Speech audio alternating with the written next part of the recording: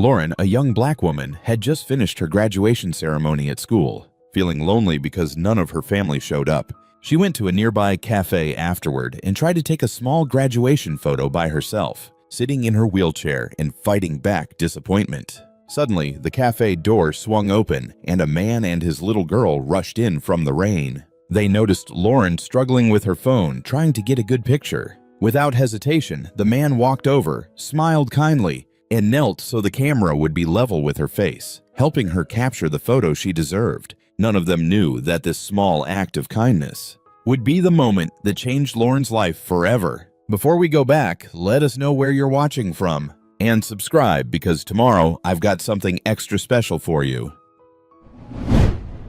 The rain hammered against the windows of Daily Grind like it had a personal grudge against Seattle. Inside, the coffee shop buzzed with afternoon chaos. Students on laptops, the espresso machine screaming every 30 seconds. Lauren Hart sat in the corner by the window, as far from the noise as she could get. Her wheelchair angled toward the rain-streaked glass. The burgundy graduation gown clung to her shoulders, wrinkled after hours of sitting. Her cap lay sideways on the table, the gold tassel twisted. She stared at the diploma in her lap. Bachelor of Arts in Urban Planning, summa cum laude. The Latin words looked elegant, empty. 3 missed calls from her father's assistant. Not William himself. Never William. Just Marissa with her practiced excuses. Mr. Hart is terribly sorry, but the Tokyo meeting ran long. Lauren's jaw tightened. She opened her phone camera and held it up. The angle was all wrong. Too high, too awkward. She could see the top of her head, the fluorescent lights washing out her face. She lowered the phone.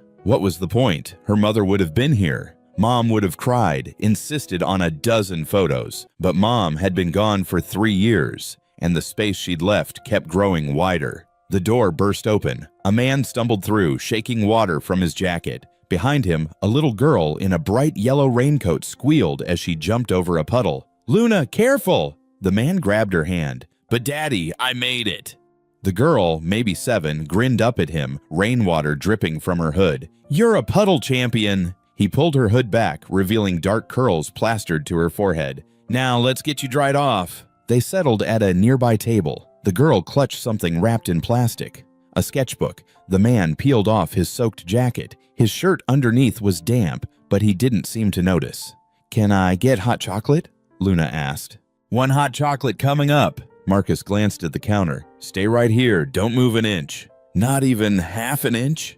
Not even a millimeter?" Luna giggled and unwrapped her sketchbook, tracing over a drawing of a cat wearing a crown. Lauren looked back at her phone, opened the camera again, tried to find an angle that didn't make her look pathetic, but sitting in a wheelchair, trying to capture a moment that should have been celebrated with family. There was no angle that could fix that. Her throat tightened. Stupid to care about a photo. "Excuse me?" Lauren looked up. Luna stood beside her table, sketchbook pressed to her chest. Paint stains covered her raincoat, marker smudges on her fingers. "Yes." Lauren's voice came out sharper than intended. Luna's eyes widened, taking in the graduation cap, the gown, the diploma. "You graduated, like from real college?" Yes. That's so cool. My daddy says college is really hard. You must be super smart." Luna tilted her head. "You look like a princess, but prettier. Princesses don't have cool wheels." Lauren felt a smile tug at her lips. "Thanks, I think." Luna studied her with unself-conscious intensity. "Why do you look sad? You're supposed to be happy when you graduate." The question hit harder than it should have. Lauren glanced away. "I'm not sad, just tired." "Oh." Luna looked at the phone, then at Lauren's face. "Were you trying to take a picture? The angle wasn't right." Luna's face scrunched up. Then she turned and called across the coffee shop. "Daddy, we need to help." Marcus, who just reached the front of the line, looked over with alarm. "What's wrong?" "This lady graduated and she doesn't have a good picture." Every head turned. Lauren felt heat rush to her face. "Luna, it's okay." But Luna was already waving Marcus over. He stepped out of line and walked over cautiously. "I'm sorry," he said to Lauren. "She gets excited." "She needs a graduation picture," Luna insisted. "You're good at pictures, Daddy." Marcus looked at Lauren, then at the cap, the diploma, the phone. Understanding crossed his face.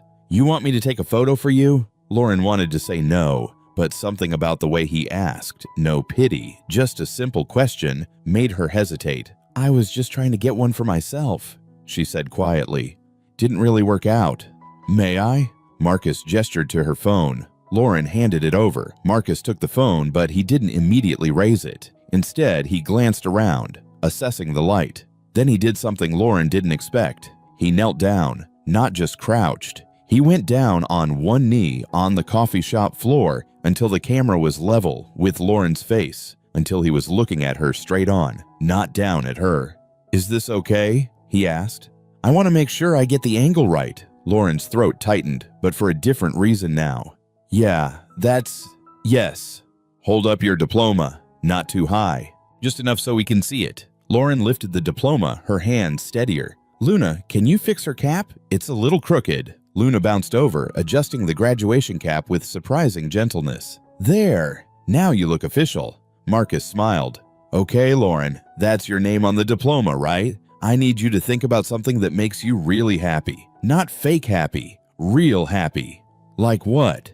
Like finishing something really hard and knowing you did it all by yourself. Like crossing a finish line nobody thought you could reach. Lauren looked at him, really looked. This stranger on his knee in a puddle, holding her phone like it mattered. Something in his eyes said he understood what finish lines cost. She thought about the late nights, the professors who doubted her, the physical therapy between classes, 4 years of her body fighting her every step. And she'd done it. The smile that spread across her face was real. Marcus took 3 photos. Got it. He checked the screen, nodded, and handed the phone back.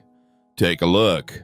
Lauren took the phone, fingers trembling. She opened the gallery. There she was. Not the sad girl in the corner, just Lauren Hart, college graduate, smiling like she'd conquered the world. The diploma held proudly, the cap straight, the gown looking regal in the soft window light Marcus had somehow captured. A tear slid down her cheek, landing on the screen. Oh no, did I mess it up? Marcus looked concerned. No. Lauren wiped her face. It's perfect. It's the first time I've looked happy in I don't even remember how long. Luna tugged her father's sleeve. Can I give her the picture now? What picture? Luna opened her sketchbook and tore out a page. She held it out to Lauren with both hands. This is for you, to celebrate. Lauren took the drawing, the cat in the crown rendered in bright markers, under it in wobbly letters. Congratulations. I know I spelled it wrong, Luna said quickly, but the cat was already really good. Lauren laughed, actually laughed, and more tears came. It's absolutely perfect. Thank you. You're welcome. Now you have 2 special things for your graduation. Marcus's phone buzzed. He checked it, grimaced. Luna, we need to go. Your art class starts in 15 minutes. They gathered their things. As they headed for the door, Marcus paused and looked back. Congratulations, he said. Really, whatever you're planning to do next, you're going to do great. Then they were gone, swallowed by the rain. Lauren sat alone in her corner, but the space felt different now. Warmer. She looked at the photo, really looked at it, then at the crowned cat, then back at the photo. For the first time in 3 years since the accident, since her mother's death, since her father had become a voice on the phone instead of a presence, Lauren felt something shift. She opened her messages and sent the photo to the printer in her apartment. This one deserved a frame. Outside, the rain kept falling, but Lauren didn't notice anymore. She was too busy smiling at the picture of herself smiling. 10 days after graduation, Lauren sat outside Riverside Community Center, staring at the steep ramp. Rain poured from a gray sky. Her therapy session had run late. Art therapy, her counselor's idea. She'd painted something abstract, mostly blues and grays. Now she was stuck. The ramp was slick with rain and leaves. Her arms were tired from 2 hours of exercises. One wrong move and she'd slide into traffic. She pulled out her phone. Marissa's number was right there. One call, 15 minutes, problem solved. Her thumb hovered over the screen. Calling for help felt like admitting defeat. Again. The diploma on her wall didn't mean much when she couldn't navigate a wet ramp. Talking to yourself is only pathetic if you lose the argument. Lauren looked up. Marcus stood at the bottom of the ramp with Luna beside him. Both wore raincoats. It's the princess lady. Luna's face lit up. Daddy, look! Marcus smiled. Lauren, right? From the coffee shop. Yeah, you remember. Hard to forget. Marcus glanced at the ramp, understanding crossing his face. That looks tricky in this weather. I can manage. I'm sure you can, but would you like help anyway? We're heading to the bus stop. Same direction. Luna bounced. We finished art class. I drew a whale. Lauren looked at the ramp again. Pride versus sliding into traffic. If you're offering, I'd appreciate it. Just down the ramp. You got it. Marcus moved behind her wheelchair, but before touching anything, he said, I'm gonna hold the handles and control the descent. That okay? Most people just grabbed. Yeah, that's fine. Let me know if you want me to stop or adjust. You're in charge. They started down. Marcus kept the pace steady. The wheelchair didn't slip once. Luna walked beside them, protecting her sketchbook. Where do you live? Luna asked. Do you have pets? I want a dog, but our apartment's too small. Luna breathed between questions, Marcus said. Lauren smiled. Pine Tower Apartments, 6 blocks, no pets. I travel for work. What work? I help preserve old buildings, like a building doctor. Exactly like that. They reached the bottom. The sidewalk stretched ahead, puddled and uneven. 6 blocks felt like 6 miles.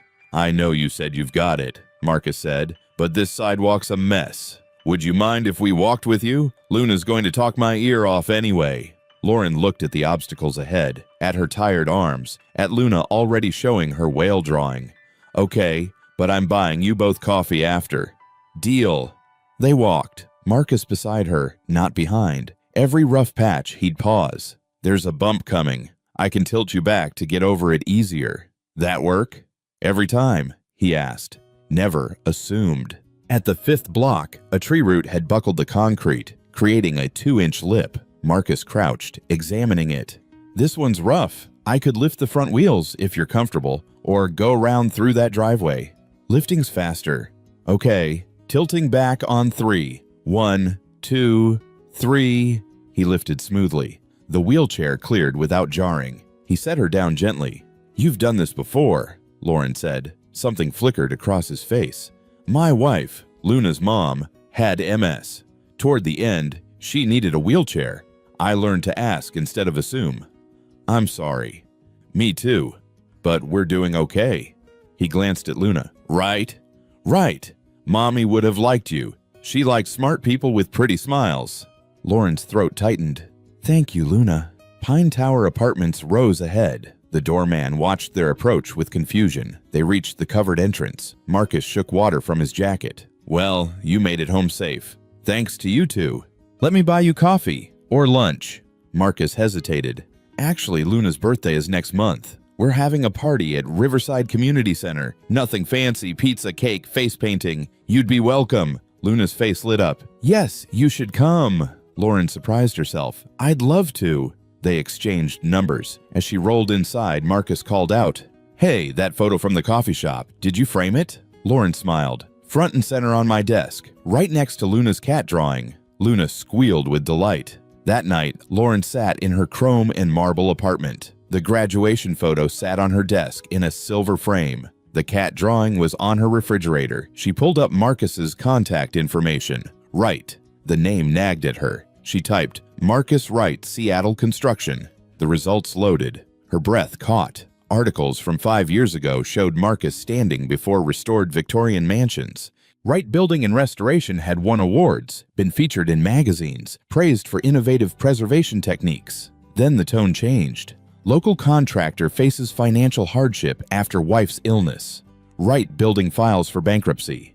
Medical debt forces closure of award-winning firm. Lauren read everything. Sarah's MS diagnosis. Treatments draining business accounts. When Sarah died 2 years ago, Marcus was left with Luna and crushing debt. The most recent article, former contractor seeks new opportunities. Marcus remained optimistic despite 17 rejections. 17 firms had turned him down. Lauren searched his employment status. Nothing current. No LinkedIn showing recent work. She stared at the screen. This man had won awards, built a successful business, had skills her company desperately needed, and he was unemployed because medical debt destroyed him. Lauren looked at her diploma. Summa cum laude from Princeton, paid for without her father blinking. Her degree opened doors before she applied. Marcus had talent and couldn't get through one. She opened her work email. Rebecca, pull all applications for Director of Preservation from the last 2 years. Look for Marcus Wright. Flag as priority. She hit send, then looked at the cat drawing.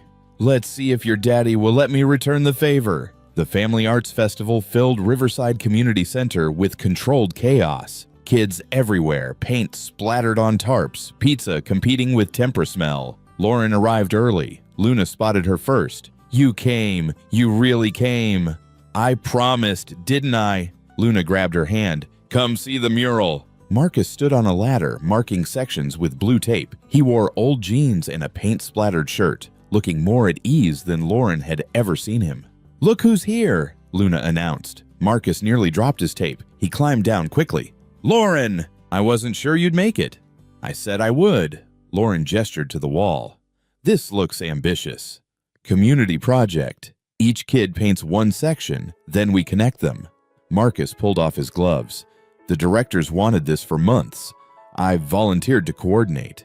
He's really good at it, Luna said proudly. Daddy knows everything about buildings and making things pretty. Lauren watched Marcus direct kids with patience and vision, natural leadership. More than that, he had talent her company needed. Her phone buzzed. Rebecca.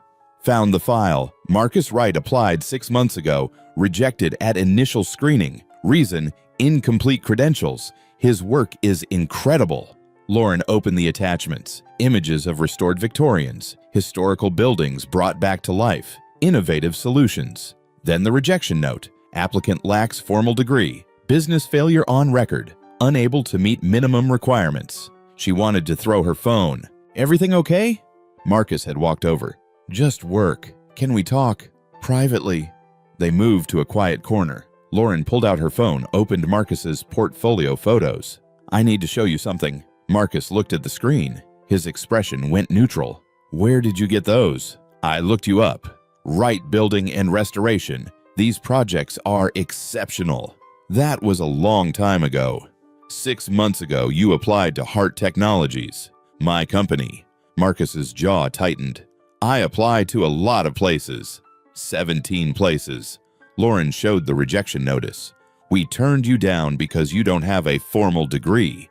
I'm trying to fill Director of Preservation. I've had that position open 8 months. 8 months of candidates with perfect resumes and 0 practical experience. Lauren, I want to offer you the job. Marcus stepped back. No. Just like that? I don't need charity. This isn't charity. Lauren pulled up more portfolio images. Look at this work. You have 17 years of experience and a track record of excellence. You restored original plasterwork using 1890s techniques. You solved foundation issues everyone said were impossible. And no degree. And bankruptcy and employment gaps that are red flags. I don't care. You should. Marcus looked away. I appreciate what you're trying to do, but I know what this is. You feel like you owe me for a photo. You don't. You think I'd offer a 6-figure directorship out of gratitude? I run a division preserving buildings worth millions. I don't make emotional decisions. Then why me? Because you're the most qualified person I've seen. 6 months ago, HR rejected you without looking at your work. They checked boxes and threw out your application. Marcus was quiet. Across the room, Luna directed her friends on color choices. Even if I wanted to, Marcus said finally, I can't. I have Luna. Can't afford childcare for a job that might not work out. Can't risk failing again. Then let's make sure it works. 3-month trial, contract position, 1 project, the Paramount Theater downtown. Bring it in on time and under budget. The position becomes permanent with full benefits, including health insurance that covers Luna. Marcus's head snapped up. Health insurance, full family coverage, medical, dental, vision, and the company has on-site childcare. Luna could do art classes there after school. She watched hope and fear war across his face. Why would you do this? Because 6 months ago, a stranger knelt in a puddle and made me feel human. But more, because I have a degree from an expensive university, and I know enough to recognize when someone knows more than I do. I need you, Marcus. The company needs you, and you need this too. The Paramount. Interest crept into his voice. The one they've been trying to restore for 3 years? The same. Previous contractors kept hitting roadblocks. The project's bleeding money. I know that building. I did a structural assessment back when I had my business. Never got the contract, but I remember thinking there were solutions everyone was missing. Can you fix it? Yeah. No hesitation. Yeah, I can. Then prove it. 3 months. 1 project. Show me I'm right. Marcus looked at her extended hand for a long moment. Pride versus practicality. Fear versus hope. Finally, he shook. 3 months, but if I fail, you won't. But if I do, clean break. No guilt. Deal. Deal. Luna appeared between them, covered in paint. Daddy, we need more blue. In a minute. Marcus looked at Lauren. When do I start? Monday morning, 8 a.m. Hart Technologies, 23rd floor. Wear a suit if you have one. I have one. It's old, but it fits. Good. Lauren started to roll away, then stopped. Marcus, when you walk in Monday, some people will doubt you. Don't let them make you feel like you don't belong. You've earned this. Have I? I haven't done anything yet. You've already done more than you know.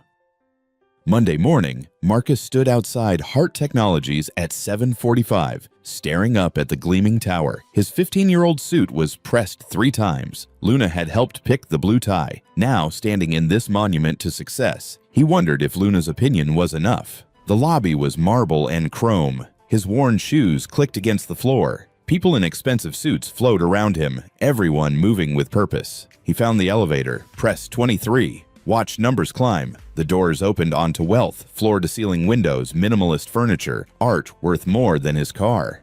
Can I help you?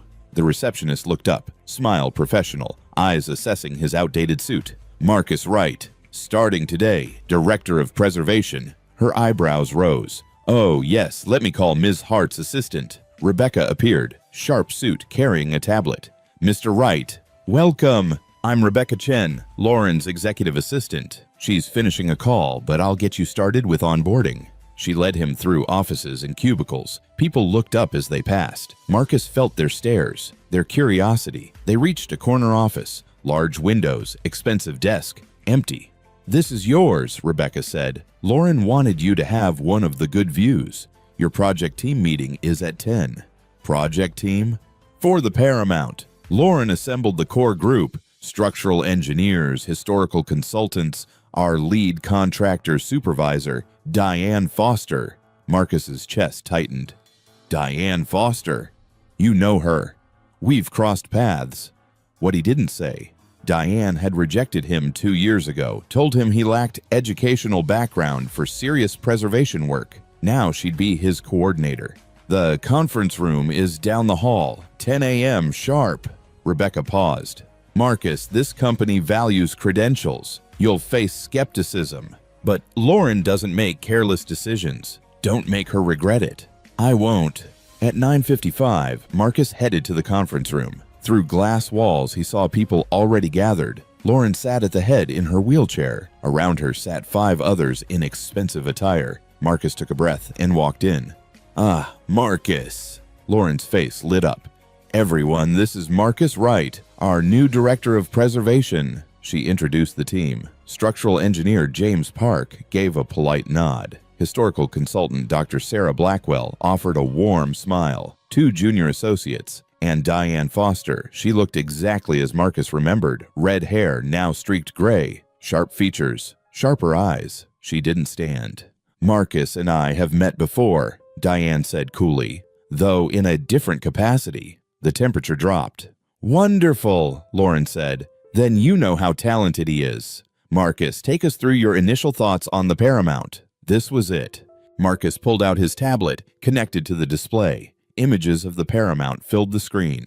A beautiful 1920s 20s building, abandoned for decades, in various states of decay. The Paramount presents 3 primary challenges. First, original plasterwork throughout is severely damaged, but historically significant. Second, the foundation has settled unevenly, creating structural stress. Third, electrical and HVAC need complete modernization while preserving architectural integrity. He clicked to detailed photographs he'd taken years ago. Previous contractors treated these as separate problems. They're not. They're interconnected. Foundation settling caused plaster damage. Outdated systems create humidity, accelerating decay. Fix them in sequence. Each problem compounds the next. Fix them together, they solve each other. Dr. Blackwell leaned forward. Go on. Marcus clicked through his timeline. We start with foundation. Underpinning using helical piers, less invasive, crucial for historical structures. While stabilizing, we map every crack in plasterwork. Not to repair yet, but understand stress patterns. That seems like wasted time, Diane cut in. We should repair as we go. If we repair before the structure stops moving, we'll just create new cracks. Marcus kept his voice even. Once foundation is stable, we repair plasterwork using period techniques. Lime plaster, not modern compounds. Finally, we run new systems through existing chases. No structural penetration required. James Park nodded. That's actually brilliant. The previous team wanted steel reinforcement, which would have damaged original woodwork. Steel would have worked, but wasn't necessary. The original structure is sound. It needs stabilization, not replacement. And you're certain? Diane's voice had an edge. Because if you're wrong, we waste months and millions. I'm certain. Based on what credentials exactly? There it was. I've reviewed your file, Mr. Wright. No architecture degree, no engineering certification, just a failed business and small residential projects. The room went silent. Lauren's jaw tightened, but Marcus spoke first. You're right. I don't have those credentials. What I have is 17 years of hands-on experience, projects that came in under budget and ahead of schedule, solutions that worked when theoretical approaches failed. He looked at Diane. I also have Ms. Hart's confidence, which in this room should count for something. Confidence doesn't stabilize foundations. Neither do diplomas. Marcus clicked to his final slide. Detailed budget and timeline. 18-month project, $4.2 million budget. Previous proposal was 24 months at $6.8 million. I can save time and money while doing better work. If you don't believe me, give me the first phase. Let me prove it. Dr. Blackwell spoke. I've seen your Victorian restoration on Capitol Hill. The plasterwork was remarkable, indistinguishable from original. Thank you. Who taught you those techniques? My grandfather, master plasterer in the old tradition, taught me everything before he died. Marcus smiled slightly. No degree required, just decades of practice and someone willing to pass it on. James Park tapped his pen. I'd like to see the foundation analysis in more detail, but the approach is sound. More than sound, innovative. Diane's expression remained skeptical. And if it fails, then I'm gone. That's the agreement. Make it first phase completion, Diane countered. Foundation stabilization and initial plasterwork assessment. 4 months. She was testing him. Fine, 4 months. First phase completion. Lauren spoke. Then we're agreed. Marcus leads the Paramount. Diane, coordinate with his specifications. James, work with Marcus on structural details. Questions? Diane stood. Just one. Do you have site supervisors lined up? I won't babysit contractors. I'll handle my own site management. You'll be on site personally? Every day? Something flickered in Diane's expression. Good. The Paramount isn't for part-time directors. After everyone filtered out, Lauren rolled closer. That went better than expected. Diane hates me. Diane hates everyone. But James liked your approach. So did Dr. Blackwell. You won them over. I haven't won anything yet. You stood your ground. That matters. Lauren checked her watch. I have another meeting. Rebecca will get you site credentials. You start at the Paramount tomorrow. Lauren, thank you. Don't thank me yet. Thank me when the Paramount is restored and Diane admits she was wrong. Marcus laughed. That might take longer than 4 months. Across the city, Lauren sat in her therapy room, staring at parallel bars stretching 10 feet ahead. Ready? Kim stood beside her. No! Lauren gripped the bars anyway. Same goal, 10 seconds standing unassisted. Lauren pulled herself up. Her arms took most weight. Her legs trembled, muscles not remembering how to work. Pain shot up her spine. 5 seconds, Kim counted. 6, 7. Lauren's left leg buckled. She caught herself, gasping. 7 seconds, you gained 2 from last week. 2 seconds, Lauren's voice came bitter. At this rate, I'll walk independently by 60. Progress is progress. Progress is bullshit. Lauren lowered back into her wheelchair. I run a division of a multi-million-dollar company, and I can't stand for 10 fucking seconds. Kim handed her water. Lauren drank, trying to control her breathing. Everyone says be patient, celebrate small victories. But I climbed mountains before the accident. 20 miles in a day. Now I'm celebrating 7 seconds. How am I supposed to feel good about that? You're not supposed to feel good. You're supposed to acknowledge it. There's a difference. Lauren's phone rang. Marcus. Take it, Kim said.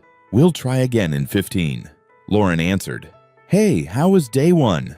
Survived, met the team, got challenged by Diane, which I expected, presented my approach, which went better than expected.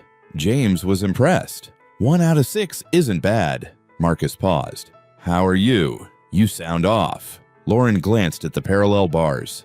Just therapy, it's fine. Bad session? Is there any other kind? She tried to laugh. 7 seconds today. Kim acts like I won the lottery. 7 seconds is good. Marcus, seriously, you know what I celebrated the first month after Sarah died? Making Luna breakfast without burning toast. That was my victory. Toast that wasn't black. Lauren felt something loosen. Toast? Toast. Because the week before, I'd burned it 3 days running. So when I finally got it right, golden brown, perfect. That was my mountain. I stood in the kitchen holding that bread like an Olympic medal. Lauren smiled despite the pain. Did you tell anyone? Told Luna. She made me a certificate. Best toast daddy. Drew little bread slices around the edges. Kept it on the fridge 6 months. That's ridiculous. That's survival. Marcus's voice softened. You climbed mountains. That's incredible. But right now, your mountain is 10 seconds on your feet. You made it to 7. That's 70% there. That's not nothing. Lauren looked at the bars again. They didn't seem as intimidating. When do you start at the Paramount? Tomorrow, 6 a.m. Want to meet there? I could use a second opinion before the crew arrives. I have meetings until 9. Then 9:30. I'll give you the full tour. Okay. Lauren wiped her eyes. Hey, Marcus, thanks for the toast story. Anytime you need ridiculous coping mechanisms, I'm your guy. After hanging up, Lauren rolled back to Kim.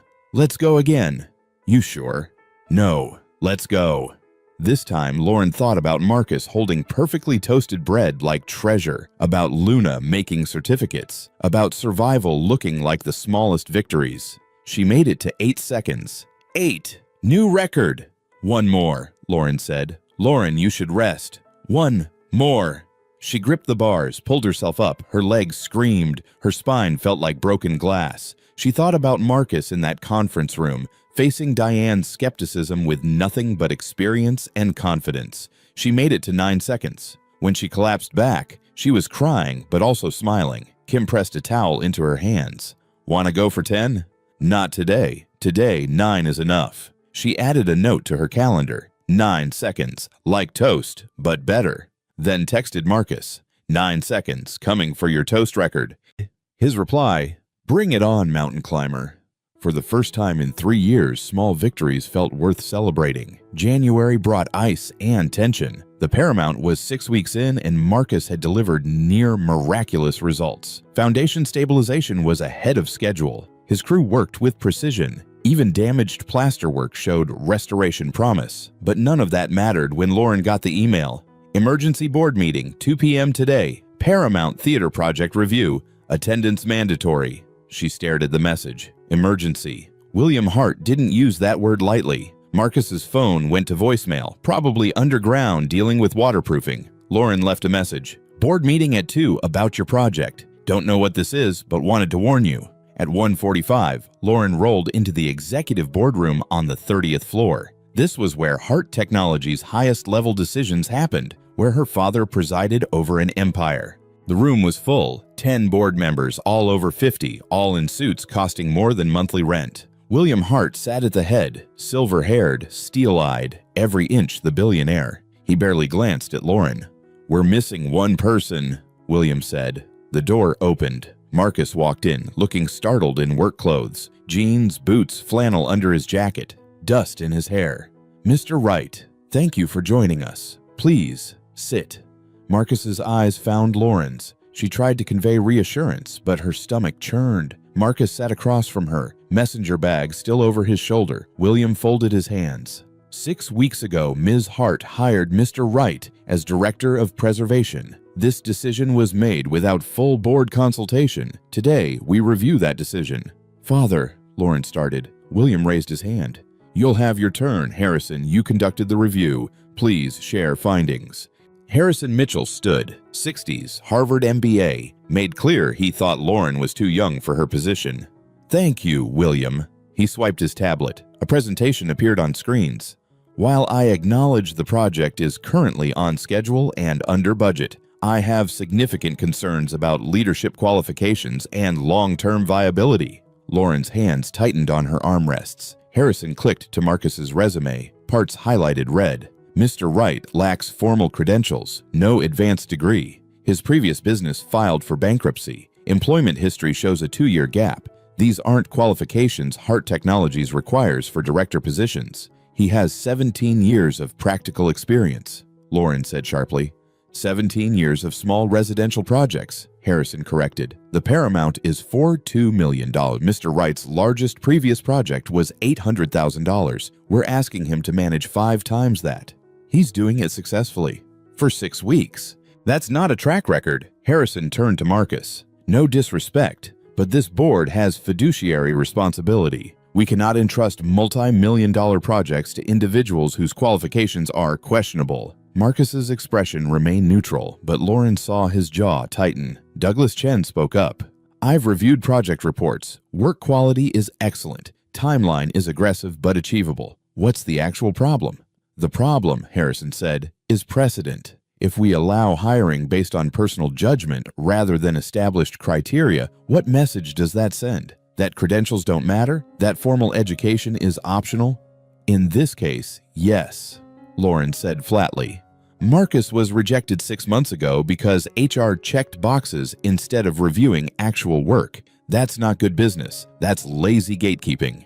That's standard operating procedure. We have requirements for reasons. Harvard graduates, Stanford engineers, people with credentials proving competence.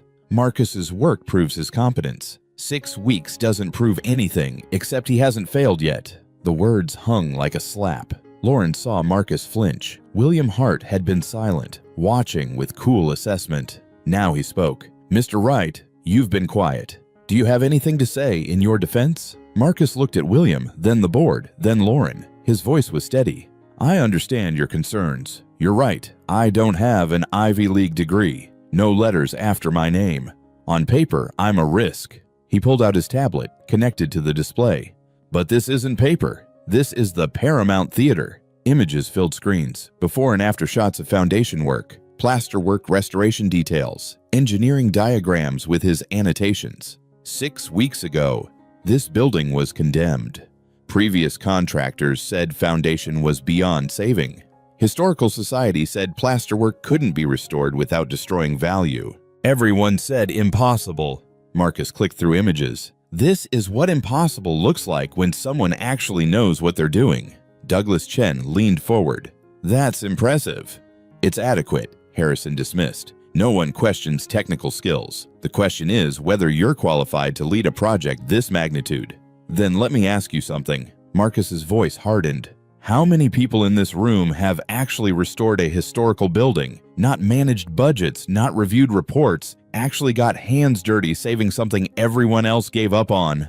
Silence.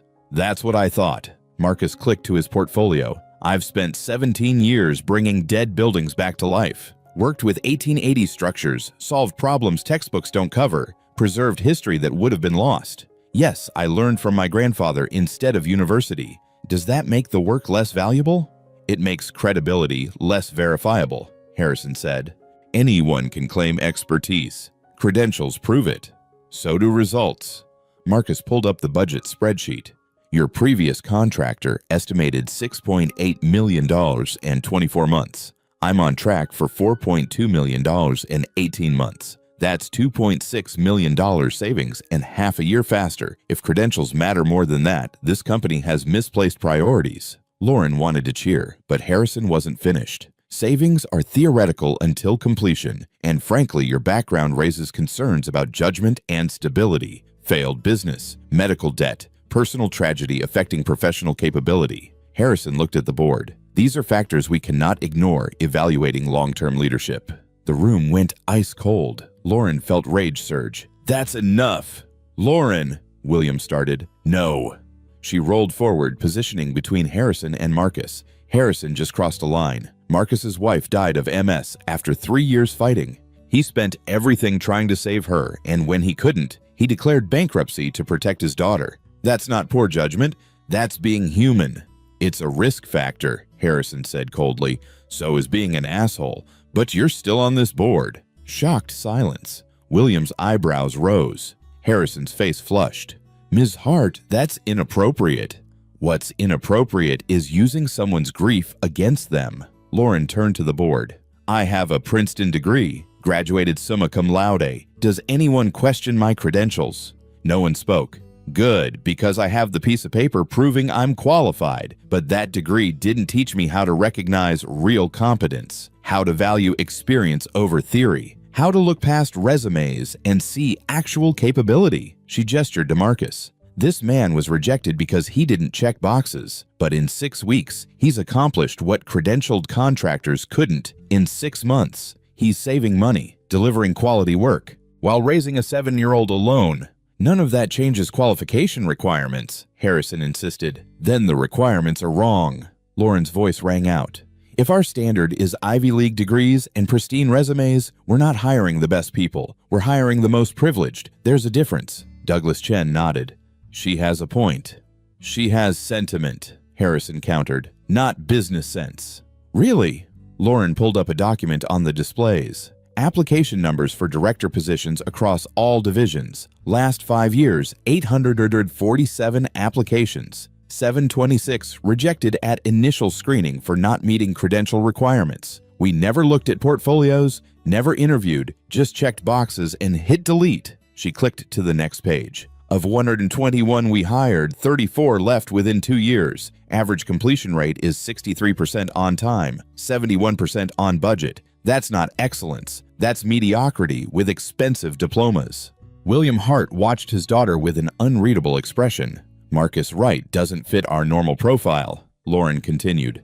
That's exactly why I hired him, because our profile isn't working. Because sometimes the best person is the one everyone overlooked. Because credentials prove you went to school, they don't prove you can do the work. She looked at her father. You built this company from nothing. You didn't have a Harvard MBA when you started. You had vision and determination and willingness to take risks on unconventional approaches.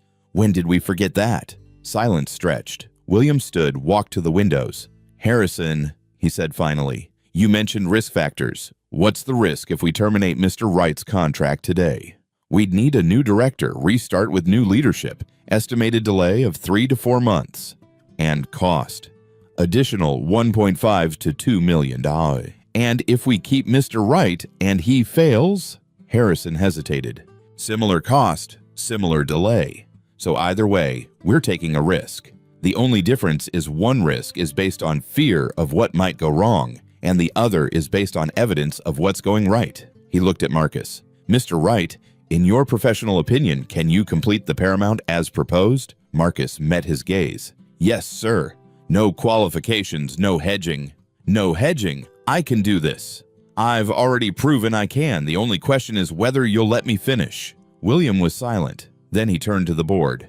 Motion to continue Mr. Wright's contract through project completion with full director status pending successful first phase review. All in favor? Douglas Chen's hand went up immediately. 2 others followed, then 2 more. Harrison sat rigid, hand down. Motion carries 6-4. William looked at Marcus. You have your 4 months. Don't waste them. I won't. Meeting adjourned. Board members filed out. Harrison left without a word, face tight. Douglas paused by Marcus. Good luck. I hope you prove them wrong. When the room cleared, only Lauren, Marcus, and William remained. William approached Marcus, extended his hand. My daughter has good instincts. I hope you live up to them. Marcus shook it. I intend to, sir. See that you do. William turned to Lauren. My office, 5 minutes. He left. Marcus looked at Lauren. That was terrifying. I was going to say intense. Marcus rubbed his face. What you said was true. All of it. Lauren checked her phone. I have to talk to my father. Are you okay? Yeah, I think so. Marcus smiled slightly. You threw your credentials at them like a weapon. Because I realized something. My Princeton degree gave me opportunities you never got. Not because I'm smarter or work harder, but because I was born into the right circumstances. That's not merit. That's luck. And it's bullshit. Lauren, go back to the Paramount. Do what you do best. Lauren met his eyes. Thank you for not backing down. That took guts. Learned from the best. Marcus headed for the door, then paused. How many seconds now? 12. Yesterday. 12. Marcus grinned. You're destroying that toast record. After he left, Lauren sat alone looking at the city below. Her phone buzzed. Kim. Saw your calendar note. 12 seconds. That's 120% improvement in 1 month. Keep it up and you'll be running marathons by summer. Lauren smiled and typed, let's start with walking to the coffee shop. Then she headed to her father's office, ready for whatever came next. Because today, she'd stood up for someone who deserved it. And that was worth more than any credential she'd ever earned. March arrived with unexpected sunshine. The Paramount had passed 3 months, and even Diane Foster had stopped criticizing. Foundation was stable, structural work ahead of schedule, plasterwork restoration praised by the Historical Society. Marcus stood in the theater's main hall, watching his crew restore the ornate ceiling. Sunlight streamed through high windows, illuminating the painstaking work. His phone buzzed. Luna's school. Mr. Wright? This is Principal Anderson. Luna's fine, but there's been an incident. 30 minutes later, Marcus sat in the principal's office. Luna perched beside him, arms crossed, chin jutted defiantly. Luna got into an altercation. She pushed Tyler Morrison off the swings.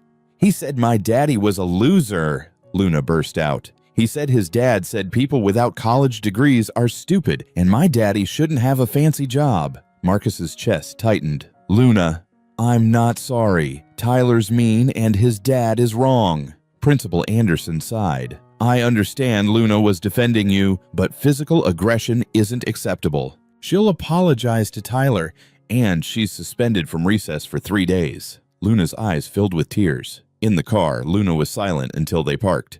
Daddy, are you mad?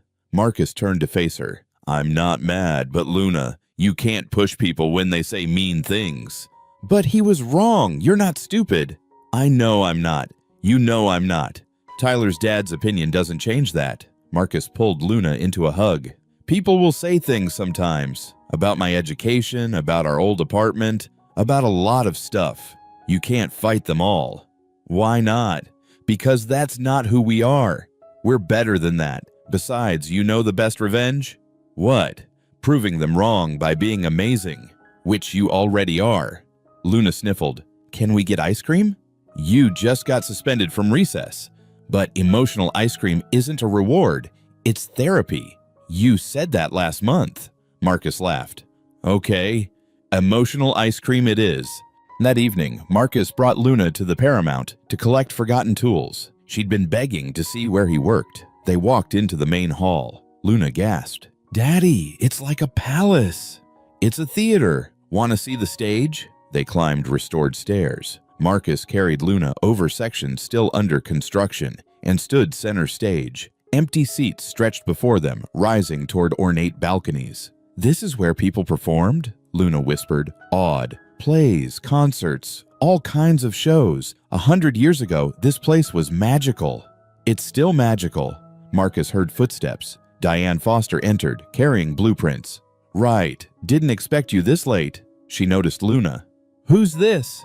My daughter, Luna. Luna, this is Ms. Foster. She helps coordinate the project. You're the one who didn't like my daddy at first, Luna said brightly. Diane's eyebrows rose. Marcus wanted to sink through the floor. Luna, Daddy said you thought he wasn't qualified because he didn't go to fancy school, but then you saw how good he was and changed your mind. Right, Ms. Foster? Diane looked at Luna for a long moment. Then she crouched to the girl's level, the same way Marcus always did. Your daddy told you that? He tells me everything, even the hard stuff. Luna tilted her head. Did you really change your mind? Yes, I did. Diane glanced at Marcus. I was wrong about your father. He's one of the best contractors I've worked with. His plasterwork restoration saved techniques I thought were lost. See? Luna looked at Marcus triumphantly. I told you people would figure it out. Diane stood. Right. Can I talk to you? Luna, you can explore the stage. Just stay where your dad can see you. Luna ran to examine curtains. Diane and Marcus moved aside. "I owe you an apology," Diane said without preamble. "A real one. I judged you based on paper credentials and ignored everything that actually mattered. You were doing your job." "No, I was being elitist. There's a difference." Diane looked at restoration work around them. "I've been in this industry 30 years, worked my way up from assistant to senior coordinator. I always thought the degree legitimized me, made me deserve the position. But watching you work, you've taught me more in 3 months than I learned in 4 years of university." "Diane, let me finish." She pulled out her phone, showed him a photo. "This is the Victorian you restored on Capitol Hill. I went there last weekend, stood in that house for an hour studying your plaster work. The technique, that's from the 1890s. I found a reference in a historical journal. Most contractors don't even know it exists. My grandfather taught me." "Exactly. That's generational knowledge, passed through practice. You can't learn that from textbooks." Diane pocketed her phone. "I'm sorry for dismissing you. I'm sorry for making assumptions. And I'm sorry your daughter had to defend you from an asshole parent at her school." Marcus blinked. "How did you know about that?" "Luna just told me, right before she declared I'd changed my mind." Diane smiled slightly. "She's right. I did. Because you showed me credentials are meaningless without skill to back them up. And you have the skill right. In spades. Thank you. That means a lot. Don't thank me yet. Thank me when I help you fight the next Harrison Mitchell who tries to tear you down." Diane handed him blueprints. "These came today. Electrical routing for upper floors. I reviewed them. They're good, but I think you could optimize placement near balcony boxes. Take a look tomorrow?" "Yeah, I'll take a look." After Diane left, Luna ran back. "She's nice now." "She was always nice, just cautious." "Daddy," Luna's voice got quiet. "Do you care that you don't have a college degree?" Marcus considered the question. "Sometimes. When people use it to doubt me. But Luna, education is valuable. School is important. If you want college someday, I'll do everything to help you. But a degree isn't the only thing that matters. What matters is what you can do, how you treat people, and whether you keep learning even when school's over." "So I should still do my homework?" "Definitely still do your homework." Luna laughed. They walked back through the theater. At the exit, Luna stopped. "Daddy, can we come back when it's done? When people are performing? We'll have the best seats in the house. I promise." Later that week, Lauren visited for official progress review. 4 months in, results were undeniable. The main hall gleamed with restored beauty. Plasterwork looked newly created, not century-old. Marcus gave her the full tour, explaining each decision, each technique. Lauren listened, impressed by both work and passion in his voice. They ended on the stage, looking out at empty seats. "You did it," Lauren said. "Even Diane's impressed." "Diane apologized to me, formally." Marcus shook his head. "Didn't see that coming." "People can change when you give them reason." Lauren rolled to the stage edge, looking at the orchestra pit. "Can I ask something personal?" "Sure. How did you keep going? After your wife died, after bankruptcy, after all those rejections, what made you keep trying?" Marcus was quiet. "Luna, simple as that. I had a daughter who needed me to show her getting knocked down doesn't mean staying down. That failure isn't permanent unless you let it be." He sat on the stage edge. "Also, I'm too stubborn to quit. My wife used to call it my most annoying quality." Lauren smiled, then her smile faded. "I need to tell you something. About the accident. About why I'm in this wheelchair. You don't have to." "I do. Because you trusted me with your story, and I've been hiding mine." Lauren took a breath. 3 years ago, right after my mother died, I was angry. At my father.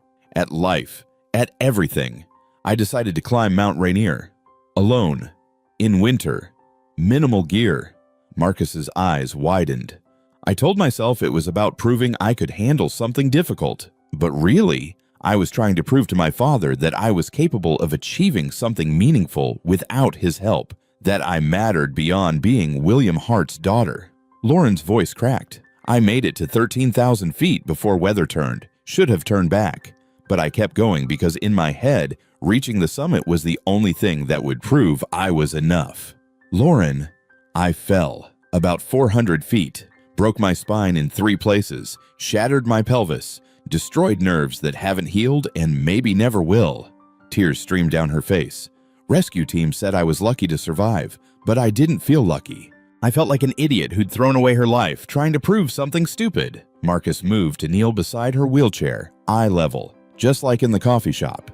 You're not an idiot. You're a person who was in pain and made a decision with terrible consequences. That doesn't make you broken. I broke myself, Marcus, because I couldn't handle grief like a normal person. There's no normal way to handle grief. Trust me, I tried to find one. Marcus put his hand over hers. You know what I see when I look at you? Someone who survived something that would have destroyed most people. Someone who turned pain into purpose. Someone who graduated summa cum laude while relearning how to exist in a body that didn't work the way it used to. That's not broken, that's extraordinary. Lauren wiped her eyes. You really believe that? I really believe that. And someday, I hope you believe it too. They sat in silence. Then Luna's voice echoed. Daddy! Miss Lauren! I found a secret room backstage. Marcus smiled. We should check that out before she finds a way to hurt herself. Probably. But Lauren didn't move yet. Marcus, thank you for not judging me. Never. He stood, offering his hand. Come on, let's see what Luna discovered. They found Luna in the original dressing room, surrounded by old posters and costumes. She'd put on a feathered hat and was spinning. Look, I'm a star, Marcus laughed. You're definitely a star. Lauren pulled out her phone and snapped a photo, Luna in the ridiculous hat, Marcus laughing beside her, all surrounded by ghosts of performances past. She sent it to Marcus. Your daughter found her calling, then added it to her phone album labeled Good Days. It sat right beside the graduation photo from that rainy coffee shop afternoon. Some pictures captured more than moments. They captured the people who made those moments matter. The Metropolitan Grill was where senators made deals and billionaires closed mergers, the kind where cheapest wine cost more than weekly groceries. Lauren hated it, but when William Hart requested dinner, you showed up. Lauren arrived at 7 p.m. The host led her to a private corner where her father already sat, reading his tablet. Lauren. He stood briefly. Thank you for coming. Did I have a choice? You always have a choice. William waited for her to settle. I took the liberty of ordering wine. I don't want wine. William's eyebrow rose. Rough day, long day. There's a difference. A server appeared, took orders, disappeared. Silence stretched between them, familiar and uncomfortable. The Paramount project is progressing well, William said. Douglas forwarded the latest reports. Your Mr. Right continues to exceed expectations. He's not my Mr. Right. He's an employee. Is that all he is? Lauren's jaw tightened. What's that supposed to mean? It means I've noticed you spend considerable time at that site. More than typical. William set down his tablet. It means I've received reports about a certain closeness between you and Mr. Right. Reports? From who? That's irrelevant. What matters is perception. You're a senior executive. He's your subordinate. The optics are concerning. The optics? Lauren felt heat rising. There's nothing inappropriate happening. Marcus is a friend, a colleague, someone I respect professionally. I'm sure, but you're also a young woman who's been isolated since your accident. It's natural to form attachments to people who show kindness. I just want to make sure you're not confusing gratitude with... Don't. Lauren's voice went cold. Don't you dare finish that sentence. William paused. I'm trying to protect you. From what? From having a friend, from working closely with someone competent, or from making my own decisions without your approval? From making choices that could damage your reputation and career? William leaned forward. I know you believe Mr. Wright is qualified. The board agreed to continue his employment, but fraternizing with him isn't appropriate. The power dynamic alone? The power dynamic? Lauren laughed bitterly. You want to talk about power dynamics? Fine. Let's talk about how you've controlled every aspect of my life since Mom died, where you decided which doctors I saw, which treatments I received, which job I got at your company. I was helping. You were managing me, like another acquisition, another asset to optimize. Lauren's voice shook. You know the worst part of my accident? Not losing my legs. Not the pain or surgeries or months in rehab. It was watching you turn into this distant CEO who couldn't even look at me without seeing a problem to solve. That's not fair, isn't it? Lauren pulled out her phone, opened the graduation photo Marcus had taken. She held it up. You know what this is? William glanced at it. Your graduation photo. You know where you were when it was taken. Silence. Tokyo, Lauren said quietly. You were in Tokyo for a business meeting. You sent flowers and had Marissa leave a voicemail. You didn't even call yourself. I explained the meeting. Couldn't be rescheduled, I remember. But you know who was there? A stranger. A man I'd never met, sitting in a coffee shop with his daughter. He saw me trying to take a selfie, looking pathetic and alone. And you know what he did? William said nothing. He knelt down on a dirty floor, got down on one knee so the camera was level with my face, so I wasn't photographed from above like a child or a patient. He treated me like a person who deserved respect. And he took this photo, the only graduation picture I have, the only one where I'm actually smiling, because he cared enough to try.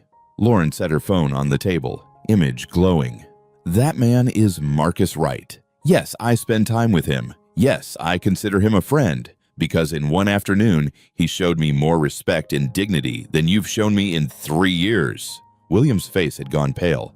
Lauren, when's the last time you asked how I was doing? Not about work, not about projects, but about me. Whether I'm okay, whether I'm happy, whether I'm coping. Tears burned Lauren's eyes. When's the last time you just sat with me like a father instead of a CEO? I don't know how to do that anymore. William's voice cracked. The first genuine emotion Lauren had heard in years. After your mother died, after your accident, I didn't know how to be in a room with that much pain. So I did what I knew how to do. I worked. I fixed problems. I made sure you had the best care, the best opportunities, the best of everything money could buy. I didn't need the best of everything, Dad. I needed you. The word dad, not father, hung between them. William closed his eyes. I failed you. Yes, you did. Lauren wiped her face. But what hurt more was you kept failing me. Every missed call, every assistant who spoke for you, every time you treated me like a business obligation instead of your daughter. It was like losing Mom killed the father I used to have too. Your mother knew how to navigate grief. I never learned. William opened his eyes and Lauren saw tears. She was the emotional center of our family. Without her, I didn't know how to connect with you. Everything I tried felt inadequate. So you stopped trying. I stopped trying, William admitted. And I'm sorry. Lauren, I'm so deeply sorry. The server appeared with food. They both stared at their plates. Ivali, neither eating. Marcus isn't trying to take advantage of me, Lauren said quietly. He's not after money or position or influence. He's just a good person who showed kindness to a stranger and became a friend. That's all. I know. William pushed his plate aside. I had him investigated thoroughly, multiple times. You know what I found? Lauren tensed. What? Nothing. Absolutely nothing except what you already knew. A widower raising his daughter alone. A talented contractor buried in medical debt. A man who applied to 17 firms and got rejected by all of them because people like me see credentials instead of capability. William looked at his hands. I saw his application in our files. You know why I approved continuing his employment? Because the board voted. Because I saw that photograph, the graduation picture. William pointed to Lauren's phone. You submitted it as part of your report on workplace accessibility protocols. And when I looked at that image, at your face really looking at you for the first time in years, I realized something. A stranger had done what I couldn't. He'd made you feel seen. Lauren's throat tightened. That's when I understood how badly I'd failed, William continued. Not just as a father, but as a human being. I'd let my grief and fear turn me into someone who measured worth by profit margins and pedigree. Someone who'd forgotten what actually matters. So what now? Lauren asked. You say you're sorry and everything goes back to normal? No, because normal was broken. William reached across the table, stopped just short of touching her hand. I want to try again, to be your father, not your CEO. I don't know if I can fix what I've broken, but I want to try. If you'll let me. Lauren looked at his hand, hovering, uncertain. She thought about all the moments he'd missed, all the times she'd needed him and he wasn't there. But she also thought about Marcus's words. People can change when you give them reason to. She took her father's hand. I'll let you try. But Dad, you have to actually show up. Not send assistance, not check in via email. Actually be present. Can you do that? I can try. Trying isn't enough. Either commit or don't. William squeezed her hand. Then I commit. To being better. To being the father you deserve. They sat like that for a moment, hands linked across untouched food. 3 years of distance finally beginning to close. I'd like to meet him properly, William said. Mr. Wright, not as an employee or a board presentation, but as the person who's been a good friend to my daughter. Would that be acceptable? You're asking my permission. I'm asking your permission. Lauren smiled slightly. Then yes, that would be acceptable. But Dad, if you go into CEO mode and interrogate him about credentials, I won't. I promise. I just want to understand who he is. And maybe, William hesitated, maybe thank him for being there when I wasn't. Lauren's phone buzzed. Marcus. Luna wants to know if you're coming to her actual birthday party next weekend. Very insistent that you need to be there. Something about princess ladies being required. Lauren showed the message to her father. That's Luna, Marcus's daughter. 7 years old, aspiring artist, strongest personality I've ever encountered. She sounds wonderful. She is. Her birthday party is next Saturday, 2 p.m. at Riverside Community Center. Lauren met her father's eyes. Wanna come? It'll be kids, pizza, face painting, chaos. Not your usual scene. I'll clear my calendar. Really? Really? William smiled. A real smile. I have 3 years of father-daughter events to make up for. A 7-year-old's birthday party seems like a reasonable place to start. They ate their dinner. Conversation stayed lighter. Safer topics, careful steps toward rebuilding. But something had shifted. Some wall had started to crack. When they left, William walked Lauren to her car instead of immediately heading to his own. Lauren, that photograph.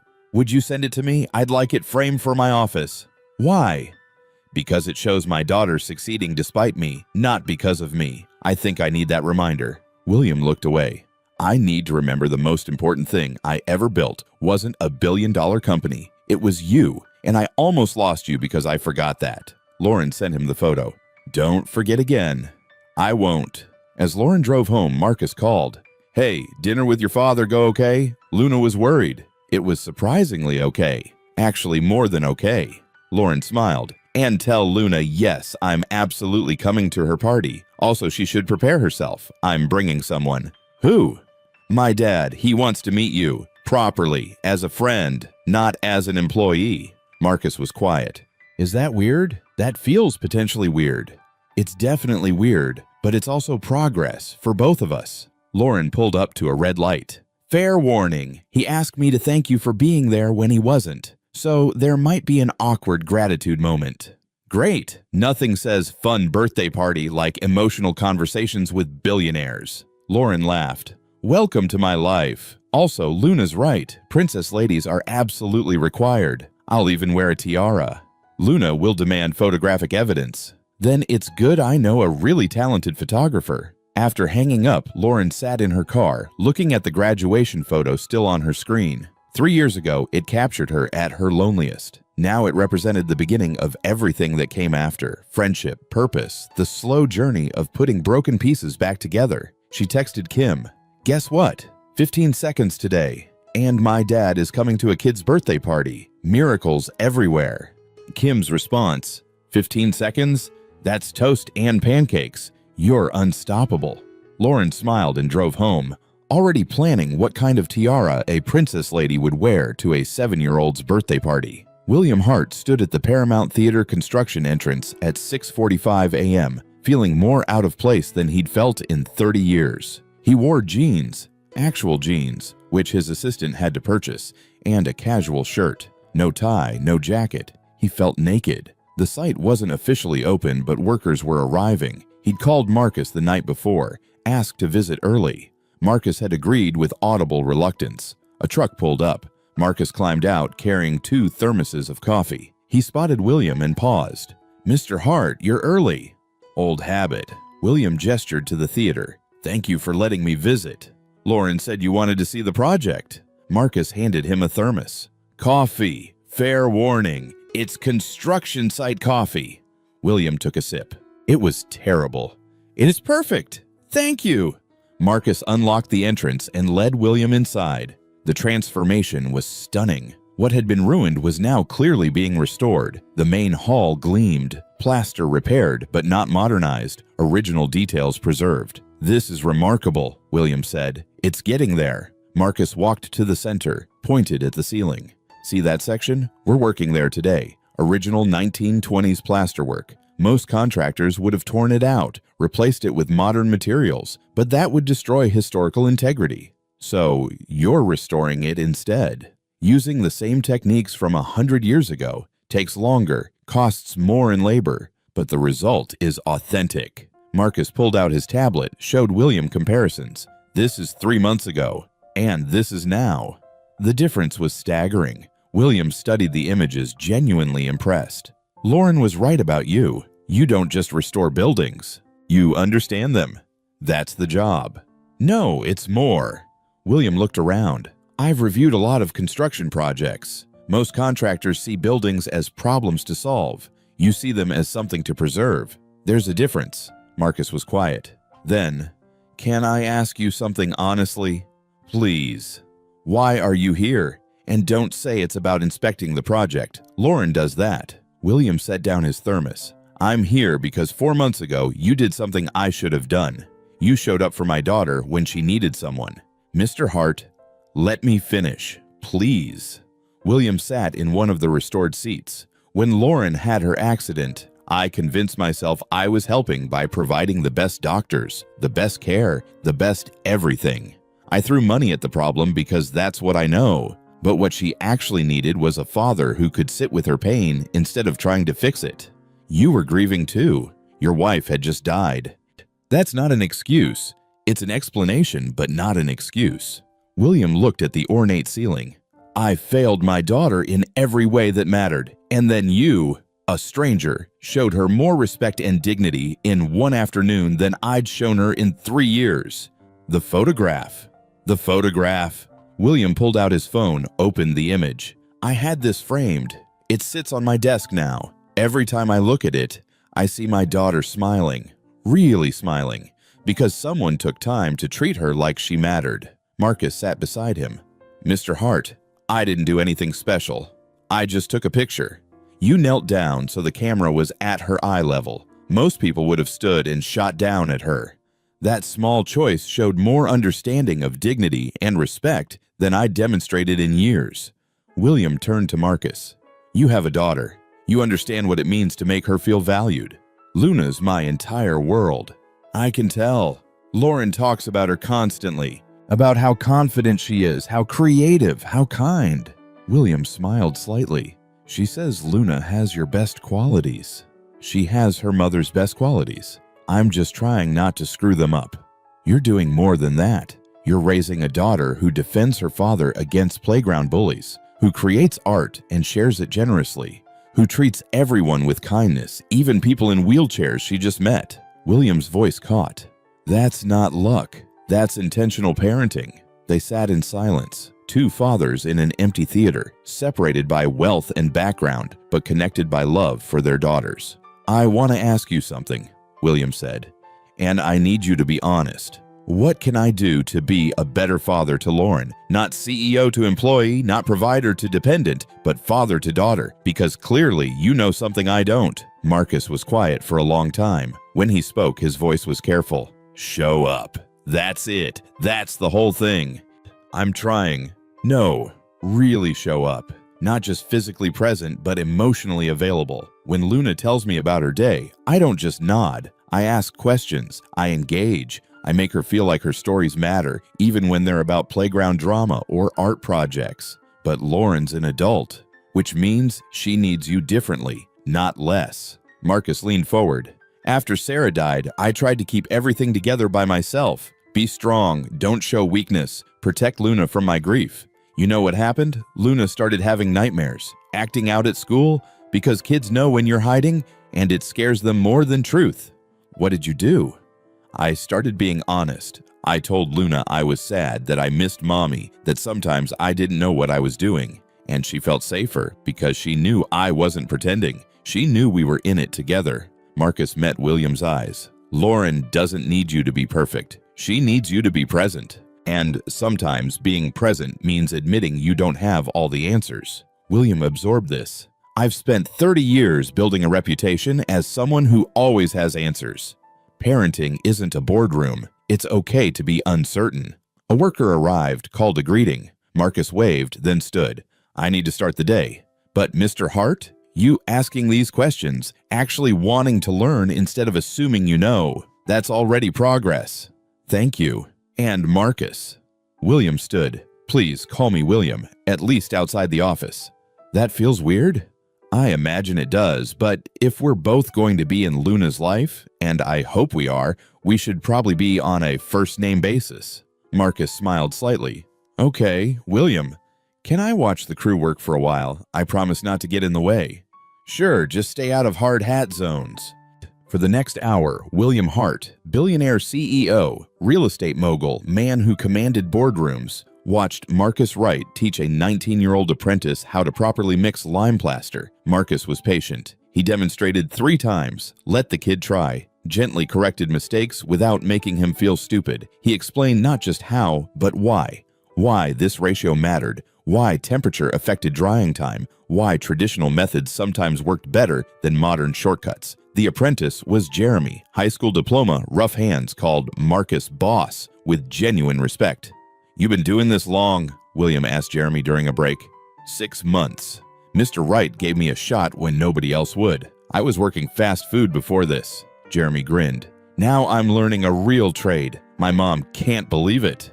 What made you want this work? Honestly, didn't know it existed until I saw Mr. Wright talking to my cousin about the apprenticeship program. But once I started learning, man, it's like art and science mixed. Every building has a story, and we get to help preserve it. Jeremy looked at the ornate ceiling. How many people get to say they worked on something that'll last another 100 years? After Jeremy went back to work, Marcus joined William. He's a good kid, rough start, but he's got the hands and patience for this work. You're training him the way your grandfather trained you. Someone taught me. Seemed right to pass it on. Marcus checked his watch. I've got 3 other apprentices working various sections. Most are kids who couldn't afford college or didn't fit traditional education paths, but they're learning skills that'll give them real careers. That's admirable. That's survival. The trades are dying because everyone thinks you need a degree to have a decent life. Meanwhile, buildings are crumbling because nobody knows how to fix them properly. Marcus gestured around. This place would have been demolished if I hadn't convinced Lauren to let me try. And it'll stand another century because I taught kids like Jeremy how to do the work right. William understood then what Lauren had tried to explain. Marcus wasn't just good at his job, he was changing lives, building legacy, creating opportunity where others saw obstacles. I judged you, William said quietly. When Lauren first told me she'd hired you, I looked at your resume and saw red flags. No degree, bankruptcy, employment gaps. I thought she was making an emotional decision. I know, I was in that board meeting. I was wrong, not just about your qualifications, but about what matters. I built a company believing credentials equal competence. That pedigree predicts performance, but you've proven that's not true. Jeremy out there, he's proof it's not true. Education is valuable. I'm not saying it's not. Luna's going to college if she wants, and I'll work 3 jobs to make it happen. But education is one path, not the only path. And sometimes the most valuable knowledge comes from sources that don't fit the traditional model. William nodded slowly. He thought about his own father, who'd started Hart Technologies in a garage, who'd built success through grit and instinct, not business school theory. Somewhere along the way, William had forgotten that legacy, had started valuing credentials he'd acquired over the hustle that built the foundation. I'd like to do something, William said, if you're open to it. What's that? Establish a scholarship program, fully funded apprenticeships in historical preservation and construction trades, not just at Hart Technologies, but across the industry. Cover living expenses, provide tool stipends, offer placement support after completion. Marcus's eyes widened. That's huge. It's necessary. You said the trades are dying. Let's change that. Let's give kids like Jeremy a real path forward. William pulled out his phone, started making notes. I want your input on structure. You know this world better than I do. What would actually help, not what sounds good in a press release. Are you serious? Completely. I've spent 30 years investing in businesses. Maybe it's time I invest in people instead. William looked at Marcus. And maybe I start by learning from someone who's been doing that all along. They spent another hour discussing possibilities. Marcus sketched ideas, training curriculum, mentor relationships, job placement networks. William took notes, asked questions, listened instead of directing. When they wrapped up, the theater was alive with workers, Diane efficiently coordinating teams, Dr. Blackwell consulting on historical accuracy. The place hummed with purposeful activity. Marcus walked William back to the entrance. "Thank you for coming today," Marcus said, "and for listening. Most people in your position wouldn't bother.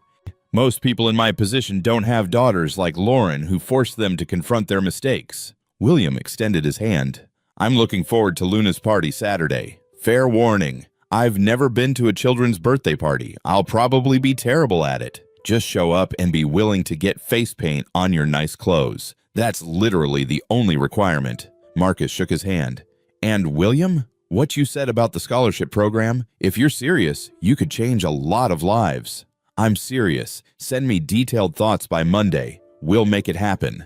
As William drove to his office, he thought about Jeremy carefully mixing lime plaster under Marcus's patient guidance, about Luna defending her father on the playground, about Lauren's smile in that graduation photograph, and he thought about 30 years spent building a company while forgetting to build relationships with people who actually mattered. He called his assistant. "Marissa, clear my calendar for Saturday afternoon. All of it. Mr. Hart, you have the Anderson merger. Reschedule it. I have a birthday party to attend." "A birthday party?" "Yes, it's important. Also, I need you to find out what 7-year-old girls like. Art supplies, I think? Something creative. Make sure it's good quality, not just expensive. There's a difference." Pause. "Mr. Hart, are you feeling all right?" "For the first time in years, Marissa, I think I might be." June arrived with perfect weather. The Paramount Theater stood on the corner like a phoenix, exterior cleaned and restored, marquee gleaming, windows sparkling with original stained glass. Inside was spectacular. The main hall had been transformed back to 1920s glory. Ornate plasterwork covered the ceiling, balconies curved gracefully, brass railings polished to shine. The stage curtain hung in rich burgundy velvet. Marcus stood backstage adjusting his tie. He wore a new suit, properly fitted, purchased with his first real paycheck in 3 years. Luna sat beside him in a purple princess dress. "Daddy, you look handsome." "I look nervous." "You look both." Luna patted his hand. "But Ms. Lauren says you're going to do great." Marcus smiled. Luna's birthday party last month had been chaotic perfection. William Hart awkwardly participating in games, Lauren wearing a tiara while judging art. The photo of William with a painted butterfly on his cheek now sat on Marcus's refrigerator. "Mr. Wright," a stagehand appeared. 5 minutes. Luna jumped down. "I'm going to sit with Grandpa William." Marcus blinked. "Grandpa William?" "He said I could call him that. Is that okay?" "Yeah, kiddo." "That's okay." Through the curtain gap, Marcus could see the theater filling. City officials, journalists, Hart Technologies employees. Diane sat smiling. Jeremy and the apprentices sat together, looking proud. And William Hart sat front row with Luna on his lap, pointing out ceiling details, actually engaging. "Ready?" Lauren rolled up beside him, wearing a professional suit with a bright scarf. She'd traded her wheelchair for a walker today. "You're using the walker," Marcus said. 18 seconds standing now. Seemed like a good day to show off." Lauren smiled. "How are you feeling?" "Terrified. Honored." "We did it, Marcus. Actually did it. You gave me the chance. We did it together." Lauren checked her phone. "My father's about to give opening remarks. Then we present together. Then tours." The lights dimmed. William Hart walked onto stage. "Thank you all for coming," William began. 5 months ago, this building was condemned. Experts said it couldn't be saved. We were advised to tear it down." He paused. "But my daughter, Lauren Hart, saw something everyone else missed. She saw potential where others saw problems. And, most importantly, she recognized talent that traditional hiring practices had overlooked." William gestured toward the wings. Marcus Wright came with a resume that didn't check usual boxes. No architecture degree, just 17 years of experience and deep understanding. Most companies, including ours, had rejected him, But Lauren saw past credentials to competence. The crowd listened intently. Mr. Wright didn't just restore this building, he transformed it. He trained apprentices in dying arts. He solved problems that stumped credentialed experts. He proved sometimes the old ways work better than new. William's voice carried warmth. I'm proud of this project, but more, I'm proud of my daughter for having vision to make it happen, and grateful to Mr. Wright for proving credentials are no substitute for capability. He turned toward the wings. Lauren, Marcus, please join me. Lauren started forward with her walker. Marcus walked beside her. The crowd applauded as they reached center stage. Lauren took the microphone. Thank you, Dad. When I graduated 6 months ago, I thought my education was complete. I thought I knew what mattered. She smiled. Then I met someone in a coffee shop who taught me the most valuable knowledge often comes from unexpected sources. That respect and dignity cost nothing but mean everything. That competence isn't proven by diplomas, but by results. Lauren looked at Marcus. The Paramount stands today because Marcus Wright understood something fundamental. Buildings, like people, deserve to be saved even when everyone else has given up. She handed the microphone to Marcus. He gripped it, aware of hundreds of eyes. I'm not great at speeches, he began. Nervous laughter rippled.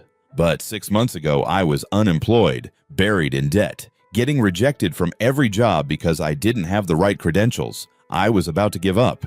He looked at Lauren.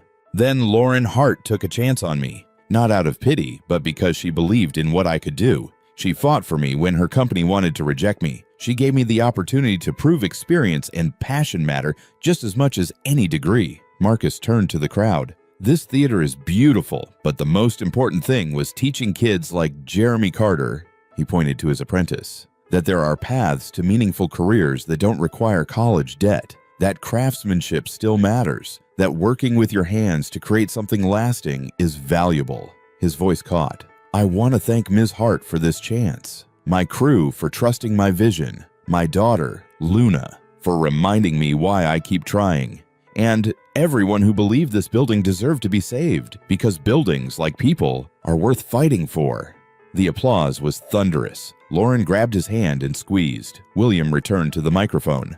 Before we open for tours, I have 3 announcements. The crowd quieted. First, Marcus Wright's position is now permanent, with full benefits and a seat on our leadership team. More applause. Marcus felt his knees go weak. Second, effective immediately, I'm stepping down as CEO of Hart Technologies. Gasps. Lauren's hand tightened on Marcus's. I'll remain as chairman, but it's time for new leadership, someone with vision, compassion, ability to see potential where others see obstacles. William turned to Lauren. My daughter, Lauren Hart, will assume the role of CEO effective July 1st. Lauren's mouth fell open. Tears sprang to her eyes. And third, William continued, Hart Technologies is establishing the Sarah Wright Memorial Scholarship Program for historical preservation trades. Fully funded apprenticeships for individuals pursuing restoration careers, regardless of background or prior education. Marcus couldn't breathe. Sarah. William had named it after Sarah. The program will provide living stipends, tools, and job placement for 50 students annually. Because as my daughter and Mr. Wright have taught me, talent exists everywhere. Opportunity doesn't. William looked at Marcus. Mr. Wright's late wife, Sarah, believed in education and opportunity. This program honors her memory. The crowd rose in standing ovation. Luna jumped up and down. Lauren cried openly. Marcus couldn't see through his tears. When noise died, William raised his hands. Now, please join us for tours. See the restoration up close. Meet the team who made it possible, and celebrate what's achievable when we value capability over credentials. The curtain rose, revealing the theater's full glory. The crowd gasped. The ceiling details, the original woodwork, the stage in all its grandeur. Lauren turned to Marcus. CEO, he's making me CEO. You deserve it. I'm terrified. You're going to be amazing. Marcus hugged her. Congratulations. Luna appeared on stage, running. She crashed into Marcus's legs and he lifted her up. Daddy, you did it. The theater is so pretty. We did it, Luna Bug. Whole team effort. William approached, and Luna reached for him. He took her with easy comfort. Luna, what do you think? It's like a palace. Daddy made a palace. He certainly did. William looked at Marcus. The scholarship program, I hope it's appropriate. I wanted to honor Sarah's memory, but if it's too much, it's perfect. Marcus's voice broke. Thank you. She would have loved it. She would have been proud of you both. William shifted Luna. Now, Luna and I have ceiling murals to examine. She's going to explain all the artistic techniques. As William carried Luna off, Lauren and Marcus stood alone on stage. This is surreal, Lauren said. Which part? All of it. My father showing up, you proving everyone wrong, this building existing, me becoming CEO. She looked at her walker. 6 months ago, I couldn't stand for 10 seconds. Today, I walked out here in front of hundreds. Progress in all directions. Because of you. You taught me small victories matter. That toast can be an achievement. I just told you about my terrible cooking. You gave me perspective when I'd lost mine. Lauren looked at the theater filling with people. Thank you, Marcus, for everything. Thank you for kneeling down in that coffee shop. That was you.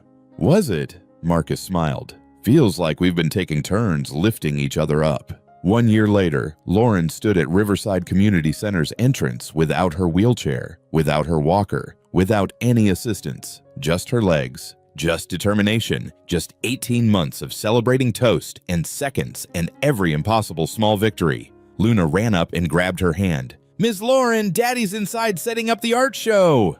Lead the way.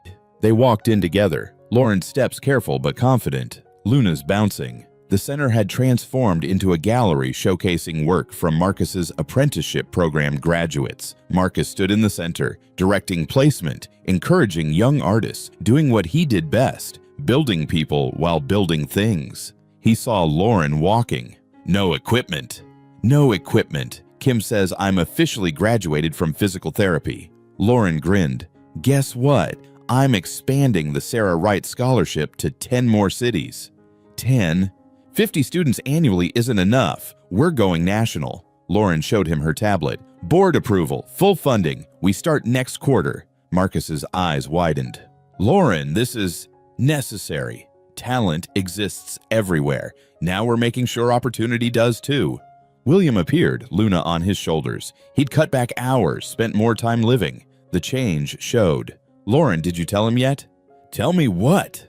Marcus looked between them. Lauren smiled. Hart Technologies is making you Vice President of Historical Preservation and Workforce Development. You'll oversee the scholarship program, manage all restoration projects, and train the next generation. She paused. Unless you'd rather stay as director? Marcus looked at everyone. I don't know what to say. Say yes, Luna piped up. Ms. Lauren says it means more money, and you said we could get a dog. Everyone laughed. Then yes, Marcus said. Absolutely yes. Later, after the art show ended, Lauren and Marcus sat on the center steps, watching sunset paint Seattle's sky. Can I tell you something? Lauren said. Always. That day in the coffee shop, when you took my graduation photo, I was planning to quit, to tell my father my degree was pointless because I was pointless. Lauren! But then you knelt down. You saw me, not my wheelchair, just me. And that changed everything. Lauren looked at him. You gave me my life back, Marcus. You and Luna both. You gave me mine back too. I was about to give up when you offered that job. So we're even. I think we're family, Marcus said. Not by blood, but by choice. By showing up. By believing in each other when nobody else did. Lauren rested her head on his shoulder. Family. I like that. They sat in comfortable silence. Two people who'd been broken, finding wholeness in unexpected places. Luna ran out. Daddy, Ms. Lauren, Grandpa William says we should get ice cream to celebrate. Emotional ice cream, Marcus called back. Victory ice cream. That's even better. As they walked to William's car, Lauren on her own 2 feet, Luna skipping ahead, Marcus and William discussing scholarship logistics. Lauren thought about that rainy afternoon 6 months ago, about a graduation nobody came to, about a photo that captured the beginning of everything. About how sometimes the most important moments don't happen on mountaintops or in boardrooms. Sometimes they happen in coffee shops on rainy afternoons, when strangers show kindness, when broken people take chances on each other, when someone finally sees you as exactly who you are. And sometimes those moments change everything. Join us to share meaningful stories by hitting the like and subscribe buttons. Don't forget to turn on the notification bell to start your day with profound lessons and heartfelt empathy.